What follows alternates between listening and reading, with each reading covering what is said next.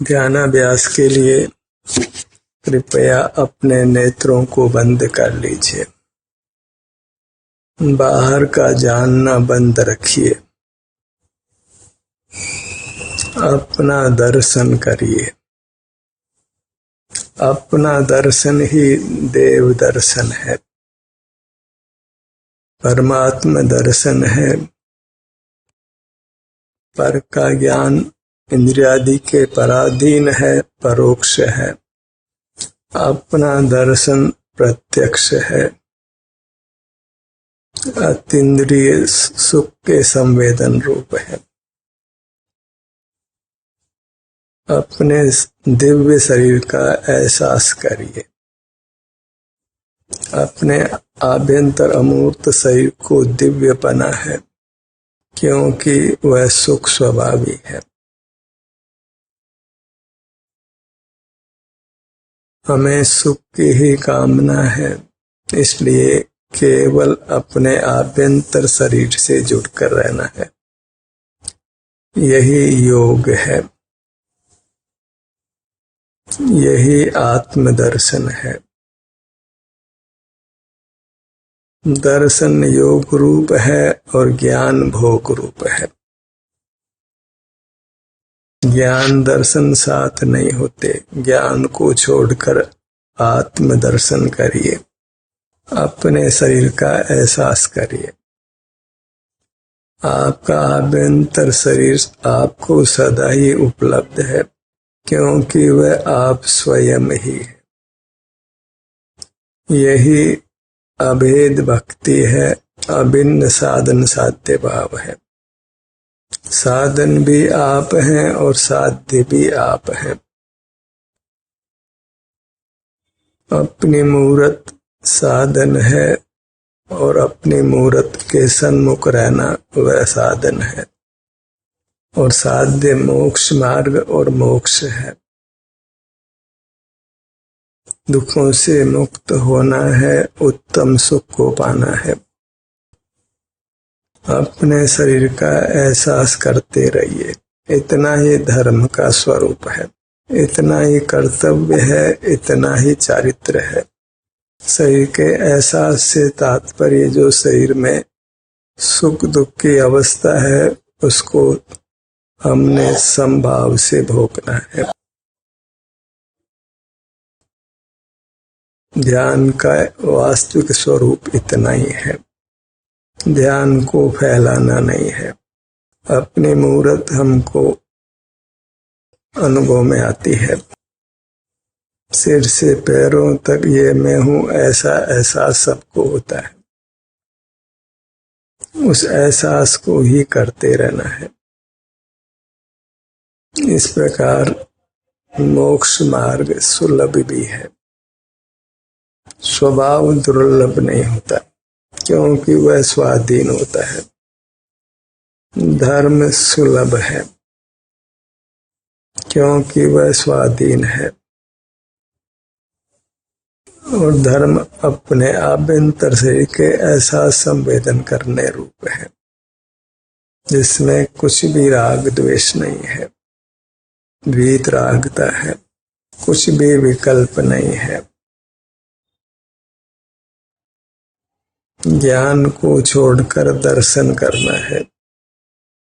यही अस्ति नास्ति से मोक्ष का मार्ग है।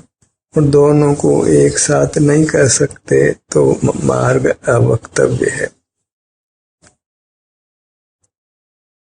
इंद्रिय ज्ञान का निषेध भी करना है और अपना अनुभव भी करना है। निषेध इसलिए करना है कि हम इंद्रिय ज्ञान में खड़े हैं, और इंद्रिय ज्ञान का निषेध करने पर स्वतः अपना अनुभव होता है, और हम यत्न पूर्वक अपना मुख अपनी ओर करते हैं तो बाहर का जानना बंद हो जाता है।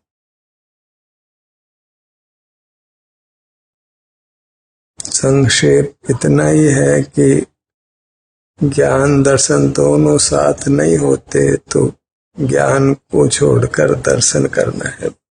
छोड़ना नास्ति है और दर्शन करना अस्ति है। यही नास्ति हस्ति से मोक्ष का मार्ग है। फिर निरंतर अनुभव रूप ही रहना है।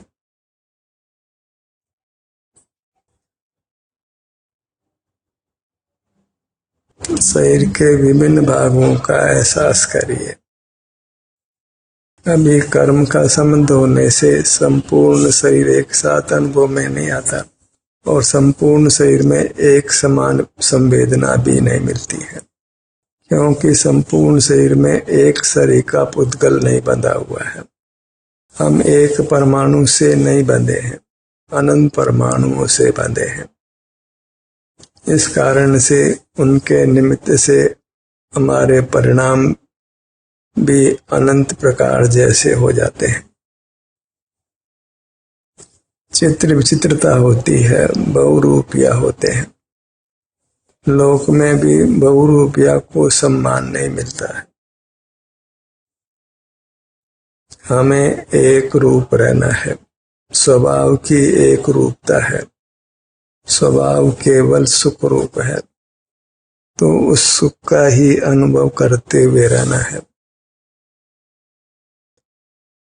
ललाट के भाग पर आइए, ललाट का एहसास करिए। वेदना नहीं है, आराम की स्थिति है। यही हमारा स्वभाव है। इस स्वभाव को हमने भोगना है। परमात्मा के ललाट प्रदेशों में कोई वेदना नहीं और हमारे भी आत्म प्रदेशों में कोई वेदना नहीं, तो हम परमात्मा समान हैं। बस ललाट में जो वेदना नहीं है, आराम की स्थिति है, इसको बहुमूल्य जानिए। इसको पहचान कर इसी को भोगते हुए रहना है। बहुधा जीव आराम की स्थिति को नहीं पहचान पाते हैं, उसको स्वभाव रूप नहीं देखते हैं, सुख रूप नहीं देखते हैं। उसको नहीं भोग कर बहिर्मुख रहकर बाह्य उपलब्धियों को ही पाना चाहते हैं। होते हुए सुख को नहीं पहचानते। पूरी मूर्त सिर से पांव तक अनुभव में आती है, तो अनुभव में आते हुए भी हम इसको पहचानते नहीं। इंद्रिय ज्ञान से वह पहचान खो गई है। मूल पदार्थों को जानने में हम अपनी पहचान को खो दिया है। अनुभव में आती हुई अपनी मूर्त की पहचान को खो दिया है। शरीर में आराम वेदना की स्थिति अनुभव में आते हुए भी उस अनुभव को हमने नहीं पहचाना है और उसको खो दिया है। इंद्रिय ज्ञान में ही रहते हैं और इंद्रिय जन्य वैसे सुख दुख है, उसी को निरंतर भोगते हुए रहते हैं। बाह्य साधनों की हेरा फेरी में लगे रहते हैं। रात दिन उन्हीं को विषय करते हैं, उन्हीं का विकल्प करते हैं। वह सब आर्त ध्यान है। आप जिन प्रतिमा को देख रहे हैं वह वास्तव में इंद्रिय ज्ञान कर रहे हैं और इंद्रिय ज्ञान को धर्म ध्यान संज्ञा नहीं है, उसको आर्त ध्यान संज्ञा है। सुनने में भले कटु लगे पर यह सत्यार्थ है, यथार्थ है। इंद्रिय ज्ञान को धर्म संज्ञा नहीं मिल सकती है, क्योंकि इंद्रिय ज्ञान का निंदपना है। उससे मूर्त कर्म का बंधन होता है। मूर्त को जानने से मूर्त कर्म का बंधन होता है। देव दर्शन करना है पर वह चैत्य का दर्शन हो, और चैत्य केवल अपनी मूर्त है। हम केवल अपनी मूर्त को ही चेत सकते हैं, अर्थात अपने शारीरिक सुख दुख का ही अनुभव कर सकते हैं। अन्य जीव के शारीरिक सुख दुख का अनुभव हमको कदापि नहीं हो सकता। इसलिए अन्य जीव को चैत्य संज्ञा बिल्कुल नहीं है। चैत्य संज्ञा स्वयं को है, क्योंकि हम स्वयं को ही चेत सकते हैं और हम ही अकृत्रिम है, हमको किसी ने बनाया नहीं है। कभी हमारा नाश भी नहीं हो सकता है। देहांतर होने को ही हम मरण मान लेते हैं। वास्तव में वह मरण नहीं है, जीव मरता नहीं है। देह परिवर्तन को ही लोक में मरण संज्ञा है, पर मरना नाश के अर्थ में है तो जीव का नाश कदापि नहीं होता। आज तक जीव ने मरण को या नाश को अनुभव में नहीं लिया है। अनुभव हुआ है केवल सुख दुख का, और वह संसार में रहते हुए निरंतर होता ही रहता है। मरण में कोई विशेषता नहीं होती है। कभी साता का उदय है तो वेदना नहीं है, कभी असाता का उदय है तो वेदना है। जैसे हम लेटते हैं और निद्रा आ जाती है, बस ऐसे ही मृत्यु आ जाती है। और जैसे जाग जाते हैं, ऐसे ही हम नूतन स्थान पर जन्म ले लेते हैं।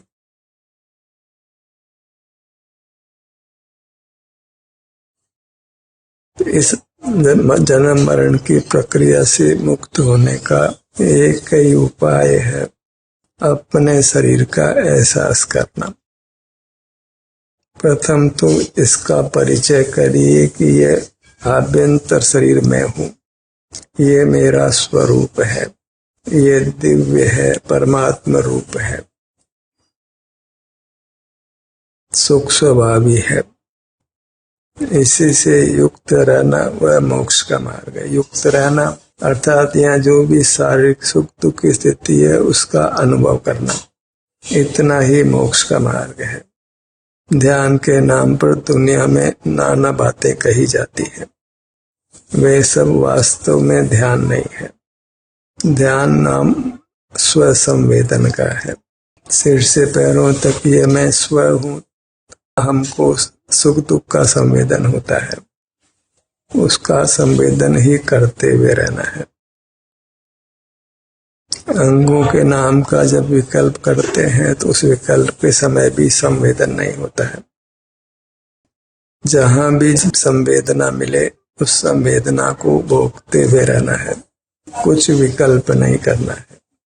अंगों का विकल्प करना भी कोई मोक्ष मार्ग नहीं है। और ध्यान में कितने ऐसे अंगों का नाम भी लेते हैं जिनको हमने कभी पहचाना नहीं है, अनुभव में नहीं लिया है। प्रकट अनुभव जिसका हो रहा है उसी का अनुभव करना है। स्थूल अंग उपांग का ही हमको संवेदन हो रहा है। जैसे मोटे मोटे भाग हैं, स्थूल अंग हैं जो हमको अनुभव में आते हैं, तो उन्हीं का अनुभव करते रहना है।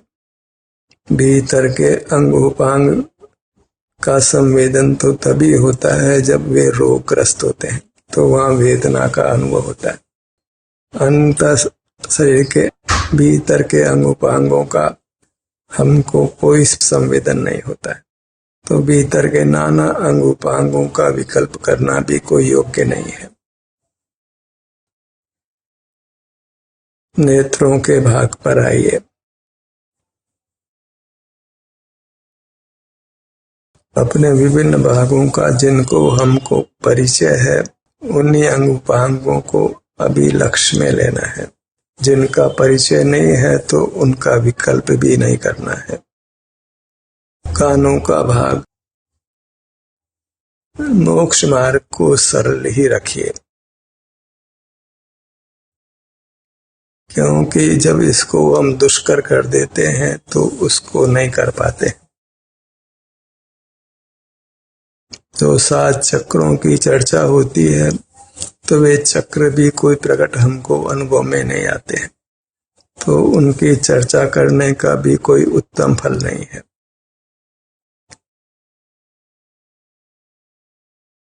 नासिका भाग पर आइए।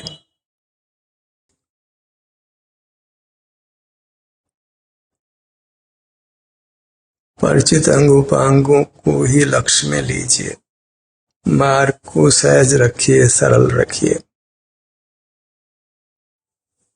जहाँ कठिनता होती है तो जीव उस मार्ग को छोड़ देता है। बाल गोपाल सब अपना अनुभव कर सकें, मोक्ष मार्ग में अपने को दृढ़ता से स्थापित कर सकें, वही मार्ग अपनाना है।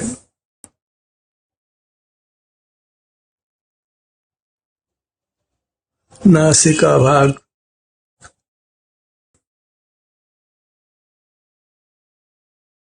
दोनों होठ, जिन भागों में स्पष्ट संवेदना मिलती है, जिन अंगों में, उनको विशेष समय दीजिए, क्योंकि स्पष्ट संवेदना में अपने उपयोग की स्थिरता हो जाती है।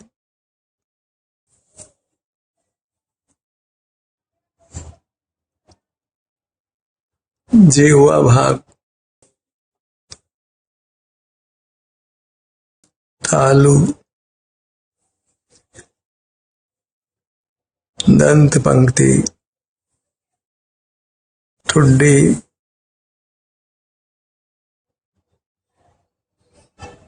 दोनों गाल, पूरा मुखमंडल। इस प्रकार हम अपनी ही शरण में रहते हैं, मूर्त पदार्थों का आश्रय नहीं करते।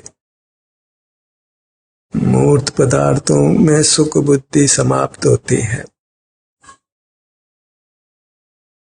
मूर्त पदार्थों में जो सुख बुद्धि है वही पिशाचिनी है, वही कर्म बांधती है। मूर्त पदार्थों में जो इष्ट कल्पना की जाती है उससे उनके प्रति राग होता है, जो अनिष्ट कल्पना की जाती है तो उनसे द्वेष होता है। हमें मूर्त पदार्थों को विषय ही नहीं बनाना है, तो फिर उनमें इष्ट अनिष्ट कल्पना भी नहीं होती है। अनजानी वस्तु के प्रति इष्ट अनिष्ट का भाव नहीं होता है। सारे जगत को अनजाना कर देना है, और जानना वैसे भी इंद्रियादि के पराधीन होने से अच्छा नहीं है। अपना संवेदन ही स्वाधीनता से होता है, तो अपना संवेदन ही करते हुए रहना है। गर्दन का भाग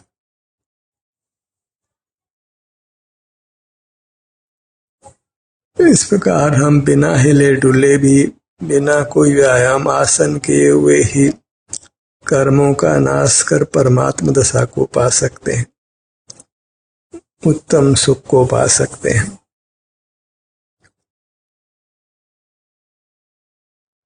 केवल सुख दुख की दशा को ही ग्रहण करिए, नेत्र बंद कर फिर विकल्पों को नहीं नचाना है। मूर्त पदार्थों का स्मरण नहीं करना है, शब्दों का आश्रय भी नहीं लेना है, कोई मंत्र नहीं जपना है।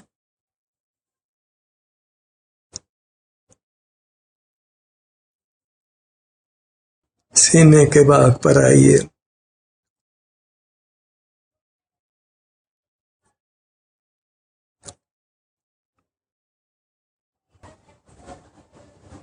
संवेदना को ऊर्ध्व कर रखिए, संवेदना में उपयोग ठहरता है।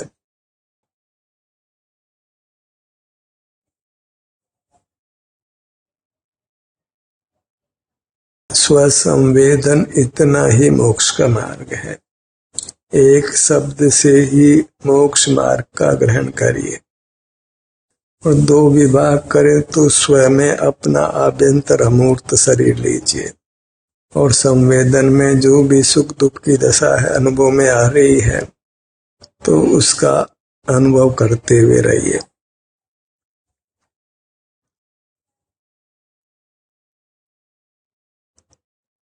पेट के भाग पर आइए।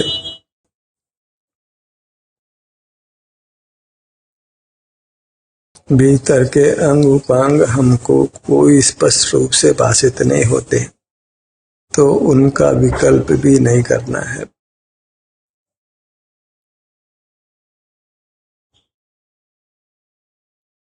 जो अंग हमको स्पष्ट रूप से भाषित होते हैं उन्हीं का आश्रय करना है।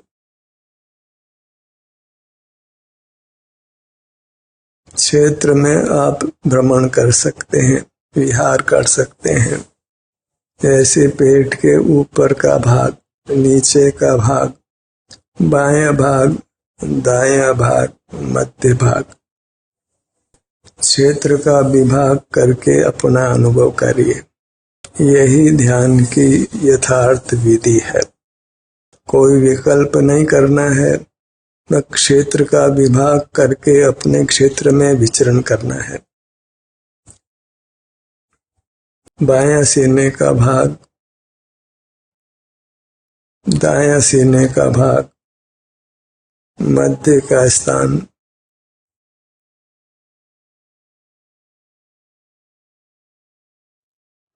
पीठ के भाग पर आइए। बाएं कंधे का भाग, दाएं कंधे का भाग,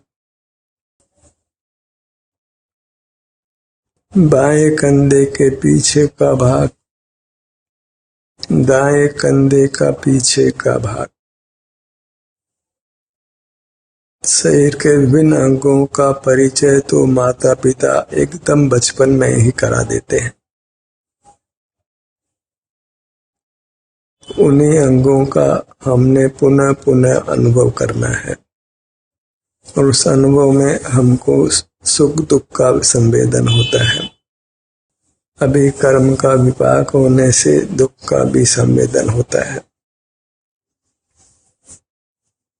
पर वह सब स्वसंवेदन नाम पाता है, मोक्ष मार्ग नाम पाता है।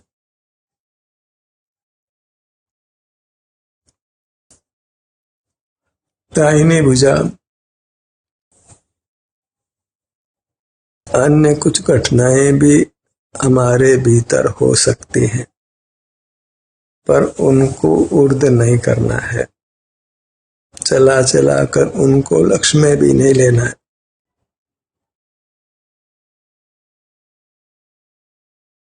केवल सुख की स्थिति को ही हमने चला चला कर लक्ष्य में लेना है, क्योंकि हम सुखार्थी हैं, सुख चाहते हैं।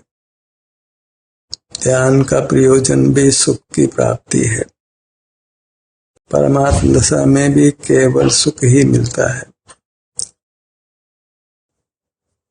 दाहिनी हथेली,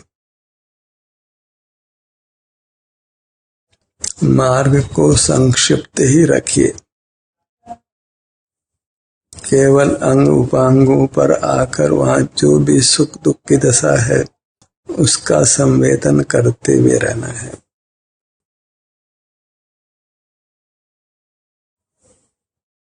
अन्य पदार्थों के जानने को रोक कर रखना है, विचारों को भी रोक कर रखना है। कुछ स्मरण भी नहीं करना है, न भूत का स्मरण करना है, न भविष्य के संबंध में कोई विकल्प करना है। वर्तमान में जीना है। जो पर्याय वर्त रही है बस उसी के अनुभव रूप रहना है।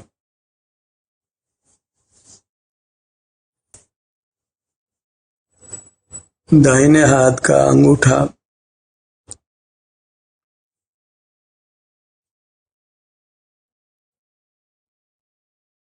अपने में ठहरने का प्रयत्न करिए।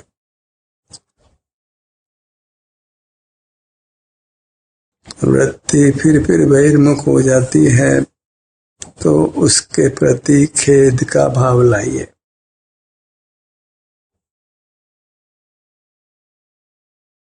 दाहिने हाथ का अंगूठा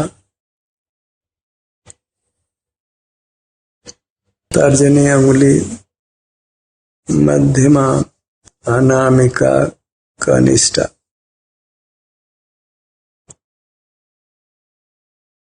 एक छोटे से बालक को जब हमने शरीर के अंग उपांगों का परिचय करा देते हैं, बस उतने बड़ से मोक्ष मार्ग को हम पा सकते हैं।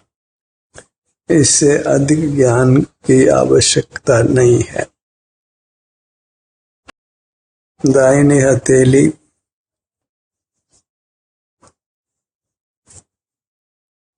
हथेली का पिछला भाग,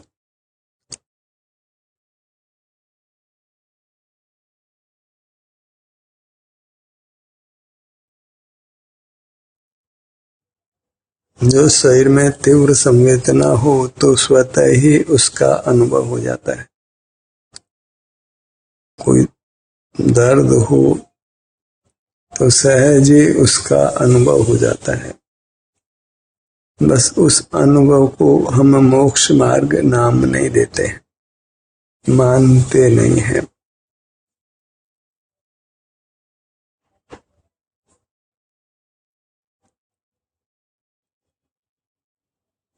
आराम या वेदना की स्थिति में हम संभाव नहीं रखते हैं,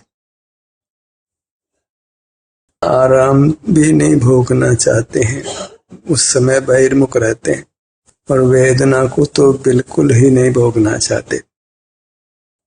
कोई औषधि आदि लेकर वेदना मुक्त रहना चाहते हैं, और वेदना मुक्त स्थिति को भोगना भी नहीं चाहते, बाहर का लक्ष्य के बाहर की दुनिया से जुड़ जाते हैं, वेदना रहित स्थिति का पूरा पूरा दुरुपयोग करते हैं।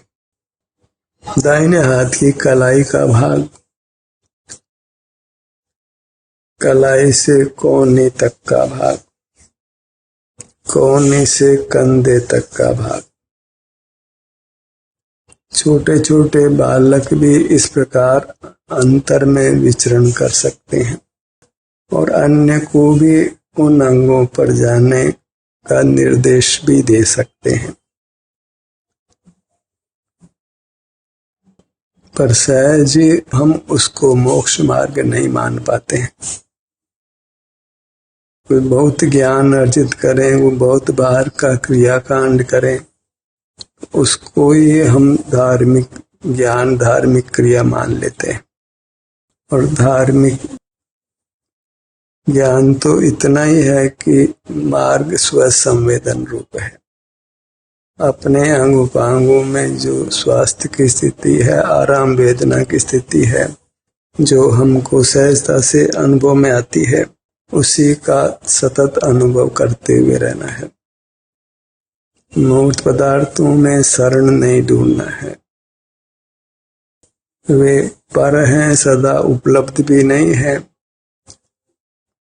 और सदा अनुकूल भी नहीं होते हैं।